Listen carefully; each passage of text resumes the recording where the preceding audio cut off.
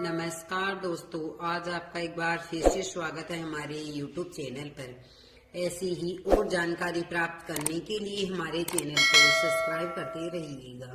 जीवन का सबसे बड़ा धन क्या है? इंसान के जीवन का सबसे बड़ा धन क्या है? यह सवाल हर इंसान के मन में कभी न कभी आता है। हम सभी अपने जीवन में सुख, समृद्धि और शांति की तलाश करते हैं। यह सवाल न केवल हमारे भौतिकी संसाधनों बल्कि हमारे आंतरिक संतोष और मानसिक शांति से भी जुड़ा हुआ है। तो आइए सुनते हैं आज की कहानी। बहुत समय पहले की बात है। प्राचीन राज्य आनंदपुर में राजा राजेश्वरानंद का शासन था। राजा न्यायप्रिय और प्रजा का भला चाहने वाला था, लेकिन उसकी जिंदगी का एक सवाल उसे हमेशा परेशान करता रहता था। जीवन का सबसे बड़ा धन क्या है? राजा ने कई ग्रंथ पढ़े, विद्वानों से चर्चा की, लेकिन उसे कभी भी संतोषजनक उत्तर नहीं मिला। वह सोचता रहता, अगर मैं इस प्रश्न का उत्तर जान लूं तो अपने राज्य में सभी के जीवन को सुखी और समृद्ध बना सकता हूँ। एक दिन राजा ने अपनी चिंता दरबार में साझा की। उसने घोषणा की, जो भी व्यक्ति मुझे बताएगा कि जीवन का सबसे बड़ा धन क्या है, उसे मैं अपार संपत्ति और सम्मान दूंगा। यह सुनकर दरबार में हलचल मच गई। विद्वान, संत और महात्मा अपने अपने उत्तर देने लगे। एक विद्वान ने कहा, हे राजन, ज्ञान ही सबसे बड़ा धन है, क्योंकि धन से ही नहीं हर समस्या का समाधान किया जा सकता है। राजा ने इन उत्तरों पर विचार किया, लेकिन किसी से भी उसे पूरी तरह संतोष नहीं हुआ। उसने सोचा, शायद इन उत्तरों से आगे कुछ गहराई है जो मुझे समझने की आवश्यकता है। कुछ दिनों बाद एक साधु दरबार में आया। साधु ने सफेद वस्त्र धारण कर रखे थे और उसके चेहरे पर अद्भुत शांति थी। साधु ने राजा से कहा, मैं आपके प्रश्न का उत्तर जानता हूँ, लेकिन यह उत्तर मैं आपको केवल तब दे सकता हूँ जब आप मेरे साथ एक यात्रा पर चले। राजा ने उत्सुकता से साधु की बात मान ली। उसने अपने मंत्री को भी साथ चलने का आदेश दिया और तीनों एक रहस्यमय यात्रा पर निकल पड़े। साधु राजा को एक छोटे से गांव में ले गया। वहां वे एक गरीब किसान से मिले, जिसका नाम उमेश था। उमेश के पास एक छोटी सी झोंपड़ी, एक बैल और थोड़ी सी जमीन थी। किसान मिट्टी से सने हाथों से काम कर रहा था। उसकी पत्नी पास में खाना बना रही थी और बच्चे खेत के पास खेल रहे थे। परिवार में हंसी खुशी का माहौल था। राजा ने उमेश से पूछा, तुम्हारे पास तो न धन है और न सुख सुविधा, फिर भी तुम्हारे चेहरे पर यह मुस्कान क्यों? किसान ने हंसते हुए उत्तर दिया, हे महाराज, मेरे पास मेरे परिवार का प्यार और मेहनत करने की ताकत है। जब मैं दिन भर खेत में काम करता हूँ और शाम को अपने परिवार के साथ बैठता हूँ तो मुझे खुशी महसूस होती है। यही मेरे लिए सबसे बड़ा धन है। राजा ने महसूस किया कि उमेश की मुस्कान में एक सच्चाई छिपी थी, लेकिन फिर भी उसे यह उत्तर अधूरा लगा। अगले दिन साधु राजा को राज्य के सबसे बड़े व्यापारी चौरसिया के घर ले गया। चौरसिया का महल शानदार था। वहाँ सोने चांदी के बर्तन, कीमती गहने और सुंदर कपड़े हर कोने में रखे थे। लेकिन चौरसिया खुद परेशान लग रहा था। वह अपने नौकरों को आदेश दे रहा था, इस धन की सुरक्षा के लिए और पहरेदार बढ़ा दो, कोई इसे चुरा न ले। राजा ने उससे पूछा, तुम्हारे पास इतना धन है, फिर भी तुम्हें क्या कमी है? व्यापारी ने थकी हुई आवाज में कहा, महाराज, मेरा सारा समय इसी चिंता में बीतता है कि मेरा धन कहीं चोरी न हो जाए। मैं रातों को सो नहीं पाता। मुझे लगता है जितना धन मैंने कमाया है वह कभी भी मुझसे छीन सकता है। राजा ने सोचा, यह कितना अजीब है। गरीब किसान संतोषी है, लेकिन यह अमीर व्यापारी इतना परेशान है। राजा और साधु की यात्रा जंगल में जारी थी।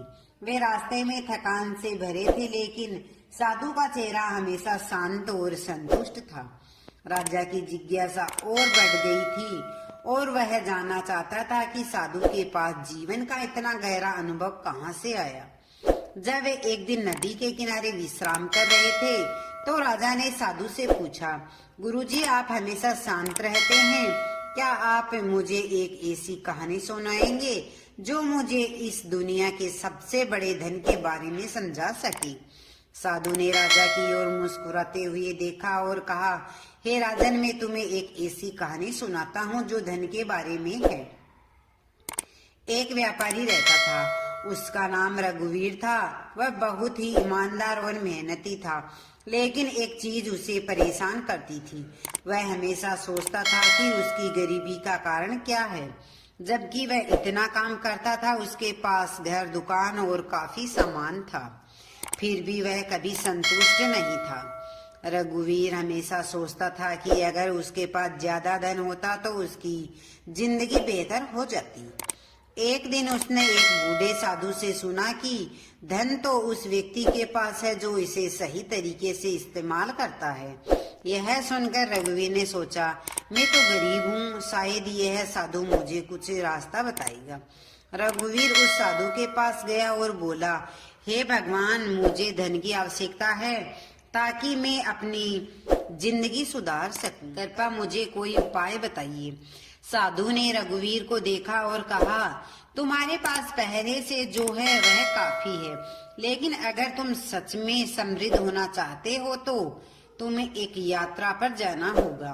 तुम्हें 3 स्थानों पर जाना होगा और वहां से कुछ खास चीजें लेकर लौटना होगा। रघुवीर ने सोचा, साधु की बातों को सुना और तुरंत यात्रा पर निकल पड़ा। उसका पहला ठिकाना एक समृद्ध गांव था जहां बहुत सारी संपत्ति थी। रघुवीर ने वहां के लोगों से पूछा कि वे किस तरह से इतने अमीर हुए। गांव वालों ने बताया, हमारे पास अनमोल धरोहर है, हमारा काम, हमारी मेहनत और हमारे रिश्ते। हम विश्वास और प्रेम से काम करते हैं और यही हमारे सबसे बड़े खजाने हैं। रघुवीर ने यह सुना, लेकिन वह समझ नहीं पाया। उसने फिर सोचा, यह सिर्फ बातें हैं, मुझे तो असली धन चाहिए। दूसरी यात्रा पर रघुवीर एक बड़े शहर में गया जहां बहुत सारे व्यापारी और अमीर लोग रहते थे। उसने वहां भी वही सवाल पूछा, क्या राज है आपकी संपत्ति का? व्यापारी ने उत्तर दिया, यह हमें कभी शांति नहीं देता। हम हमेशा धन की चिंता करते हैं, उसे बचाने के लिए परेशान रहते हैं। हमारे पास सब कुछ है, फिर भी हमें अंदर से संतोष नहीं मिलता। रघुवीर ने सोचा, यह भी कोई तरीका नहीं है। अंत में वह एक गांव में गया जो एक जंगल के बीच स्थित था। यहाँ लोग गरीब थे, लेकिन वे सभी खुशी रहते थे। रघुवीर ने पूछा, आप लोग इतने खुश क्यों रहते हो जबकि आपके पास बहुत कुछ नहीं है? गांव वाले बोले, हमारे पास धन नहीं है, लेकिन हमारे पास प्यार और संतोष है। हम एक दूसरे की मदद करते हैं और जो भी हमारे पास है उसी में खुश रहते हैं। हम धन को साधन मानते हैं, लेकिन इसे कभी उद्देश्य नहीं मानते। हमारी सबसे बड़ी संपत्ति हमारी शांति और संतोष है। यह सुनकर रघुवीर का दिल बदल गया। उसने महसूस किया कि जो चीज वह हमेशा खोजता रहता था वह बाहर कहीं नहीं बल्कि उसके अंदर ही थी, संतोष और शांति। रघुवीर घर लौट आया और साधु से कहा, हे महाराज, आपने जो कहा वह बिल्कुल सच कहा था। धन से ज्यादा महत्वपूर्ण तो संतोष है। अब मुझे समझ में आ गया है कि असली धन वही है जो हमारे दिल में होता है, न कि जो हम बाहरी चीजों से पाते हैं। साधु ने राजा की ओर देखा और कहा, हे राजन, रघुवीर की तरह है हम भी बाहरी धन की खोज में इतना खो जाते हैं कि हमें यह भूल जाता है कि संतोष और आंतरिक शांति ही असली संपत्ति है। राजा ने साधु की कहानी से गहरी सीख ली और समझ गया कि धन की असली परिभाषा केवल बाहरी सुख शांति में नहीं है। साधु ने राजा से कहा, हे राजन, अब समय आ गया है कि मैं आपको आपके प्रश्न का उत्तर दे दूं, लेकिन पहले आप मुझे बताइए, आपने इन 3 दिनों में क्या सीखा? राजा ने गहरी सांस ली और कहा, मैंने देखा कि गरीब किसान के पास कुछ भी नहीं था, फिर भी वह संतुष्ट था। वही अमीर व्यापारी के पास सब कुछ था, लेकिन वह बेचैन था। इससे मुझे लगता है कि धन ही सब कुछ नहीं है। साधु ने कहा, हे राजन, बिल्कुल सही है। धन, ज्ञान और स्वास्थ्य तब तक अधूरे हैं जब तक मनुष्य के पास संतोष न हो। संतोष ही जीवन का सबसे बड़ा धन है। यदि इंसान के पास संतोष है तो वह गरीबी में भी खुश रह सकता है, और यदि संतोष नहीं है तो वह धन और ऐश्वर्य भी उसे सुख नहीं दे सकती। राजा इस उत्तर से प्रभावित हुआ, लेकिन साधु ने उसे एक और परीक्षा देने को कहा। उसने कहा, यदि आप सच में इसे समझना चाहते हैं तो आपको कुछ समय के लिए अपना राजस्वी जीवन छोड़कर एक साधारण मनुष्य की तरह जीना होगा। राजा ने इस चुनौती को स्वीकार कर लिया। वह अपनी पहचान छिपाकर एक साधारण किसान की तरह गांव में रहने लगा। उसने भूख, गरीबी और कठिन परिश्रम का अनुभव किया। एक दिन राजा ने एक वृद्धा से पूछा, तुम इतनी गरीबी में कैसे संतोष पा लेते हो? वृद्धा ने मुस्कुराते हुए कहा, बेटा, संतोष कोई बाहरी चीज नहीं है, ये हमारी सोच है। यदि मैं अपनी छोटी छोटी खुशियों को महत्व दूं तो यही मेरा सबसे बड़ा धन है। महल लौटकर राजा ने अपनी प्रजा को संतोष का महत्व सिखाने का निर्णय लिया। उसने गरीबों की मदद की, अमीरों को लोभ छोड़ने की शिक्षा दी और स्वयं भी एक संतोषी जीवन जीने का प्रण लिया। राजा ने हर दरबार में यह संदेश फैलाया, पहला, संतोष ही जीवन का सबसे बड़ा धन है। दूसरा, धन, ज्ञान और स्वास्थ्य तब तक मायने रखते हैं जब मन में शांति और संतोष हो। तीसरा, सुख बाहरी चीजों से नहीं बल्कि हमारे भीतर की सोच से आता है। मित्रों, क्या आप इसमें और विस्तार से चाहते हैं या कोई और तत्व जोड़ना है? राजा ने संतोष का संदेश समझ लिया, लेकिन उसकी असली परीक्षा अभी बाकी थी। जंगल से लौटते समय उनकी टोली एक घने इलाके में फंस गई।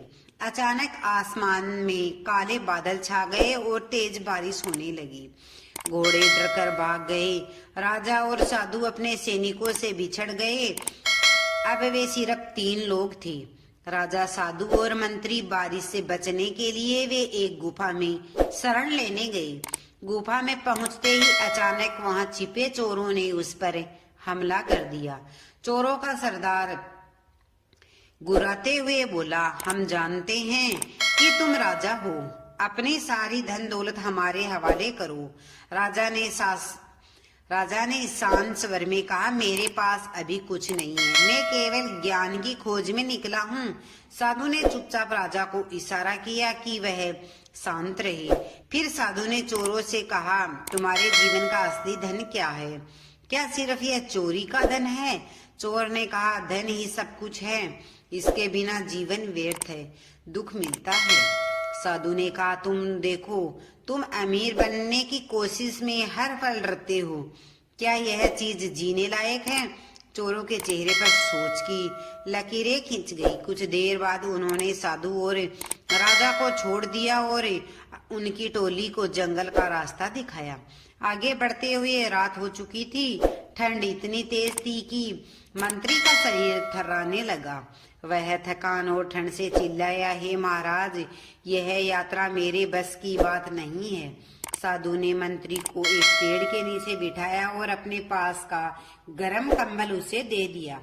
मंत्री की आंखों में आंसू आ गए। उसने कहा, मैंने हमेशा सोचा कि धन ही सबसे बड़ा धन है, लेकिन आज मैं समझ गया कि असली धन साथ निभाने वाले लोग और उसका प्रेम है।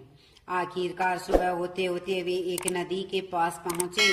जैसे ही वे नदी पार करने की तैयारी कर रहे थे, एक बड़ा शेर वहां आ गया। शेर भूखा था और उनकी ओर बढ़ने लगा। राजा और मंत्री डरकर पीछे हट गए, लेकिन साधु बिल्कुल शांत खड़ा रहा। उसने शेर की आंखों में देखा और धीरे धीरे उसके पास गया। साधु ने शेर से कहा, जंगल का राजा, हम तुम्हारे लिए खतरा नहीं है। मंत्री यह देख हैरान रह गए। इस पूरी यात्रा के बाद साधु ने राजा से कहा, हे राजन, आपने देखा कि जीवन में केवल धन महत्वपूर्ण नहीं है, सबसे बड़ा धन क्या है, यह अनुभव से समझ आता है। राजा ने सिर झुकाया और कहा, हे साधु महाराज, आपकी शिक्षाओं ने मेरी आंखें खोल दी है। अब मैं अपने राज्य में सिर्फ धन के पीछे भागने के बजाय संतोष, प्रेम और धैर्य का संदेश फैलाऊंगा। राजा के मन में गहरा प्रभाव छोड़ गया था। वह अपने राज्य में वापस आकर प्रजा के बीच संतोष का संदेश फैलाने लगा, लेकिन यह इतनी आसानी से नहीं हो सका। राजा ने तुरंत अपने खजाने खोलकर अनाज बांटना शुरू किया, लेकिन खजाने का अनाज कुछ ही दिनों में खत्म हो गया। अब राजा ऐसा हो गया और सोचने लगा, संतोष की बात तो मैंने समझ ली, लेकिन भूख और गरीबी के बीच यह कैसे? उसने साधु को बुलाया और अपनी चिंता साझा की। साधु ने गहराई से सोचते हुए कहा, हे राजन, संतोष केवल शब्दों से नहीं आता, इसके लिए जीवन की असली कठिनाइयों का सामना करना पड़ता है। राजा ने पूछा, क्या बलिदान साधु महाराज? साधु ने कहा, आपको अपने राजस्वी जीवन और खजाने को छोड़कर एक आम व्यक्ति की तरह जीना होगा। इससे आप अपनी प्रजा की पीड़ा और उनके वास्तविक धन को समझ पाएंगे। राजा ने अपने मुकुट और राजस्वी वस्त्र उतार दिए और गुप्त रूप से एक साधारण किसान की तरह जीने के लिए निकल पड़ा।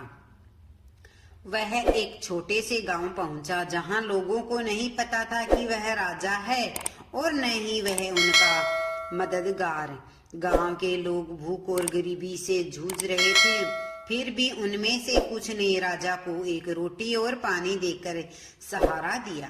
राजा ने देखा कि इन गरीबों के पास भले ही कुछ न हो, लेकिन वे एक दूसरे की मदद करने में पीछे नहीं हटते। भूख से तड़प रही गांव की एक वृद्धा ने अपनी आखिरी रोटी उसे दे दी। राजा ने भावुक होकर पूछा, माँ, तुम्हारे पास खुद खाने के लिए कुछ नहीं है, फिर भी तुम मुझे क्यों दे रही हो? वृद्धा ने कहा, बेटा, भूख तो सभी को लगती है, लेकिन मेरा संतोष इसी में है कि किसी और को मेरी वजह से भूखा न रहना पड़े। यही जीवन का असली धन है, दूसरों की मदद का सुख है। गांव में रहते हुए राजा ने सुना कि जंगल के पास एक प्राचीन कुआं है, जिसे धैर्य का कुआं कहा जाता है। लोग कहते हैं कि जो भी इस कुएं से पानी लाएगा, उसे जीवन का सबसे बड़ा धन मिलेगा। राजा ने तय किया कि वह इस कुएं तक जाएगा। जैसे ही वह कुएं के पास पहुंचा, उसे एक आवाज सुनाई दी, मुझे जीवन का सबसे बड़ा धन बताओ, तभी मैं तुम्हें अपना जल दूंगा। राजा ने सोचा और कहा, जीवन का सबसे बड़ा धन तो संतोष है, लेकिन संतोष तभी आता है जब मनुष्य दूसरों के लिए जीता है। कुएं की आवाज ने हंसते हुए कहा, तुमने सही कहा, लेकिन अब इसे अपने जीवन में साबित करो। राजा अब अपने खजाने से नहीं, बल्कि अपने हाथों से मेहनत करके अनाज उगाने लगा। उसने लोगों को अपने साथ खेती में शामिल किया और अपने राज्य में श्रम, सहानुभूति और साझेदारी का संदेश फैलाया। धीरे धीरे राज्य में संतोष और खुशी लौट आई। साधु ने राजा को अंतिम बार मिलकर कहा, हे राजन, आपने सिद्ध कर दिया कि जीवन का असली धन दूसरों के लिए जीना, धैर्य और संतोष है। अब आप अपने राज्य को सही दिशा में ले जाने के लिए तैयार हैं। साधु के जाते ही राजा ने प्रण लिया कि वह हमेशा अपने प्रजा के लिए एक आदर्श बनेगा। तो मित्रों, कहानी का संदेश है कि जीवन में असली धन पहला संतोष और धैर्य है, दूसरा जो दूसरों की मदद का सुख, और तीसरा अपने हाथों से मेहनत करने वाला ही जीवन में सच्चा धनवान है। दोस्तों, यह वीडियो आपको कैसी लगी? वीडियो अच्छी लगी तो वीडियो को लाइक, शेयर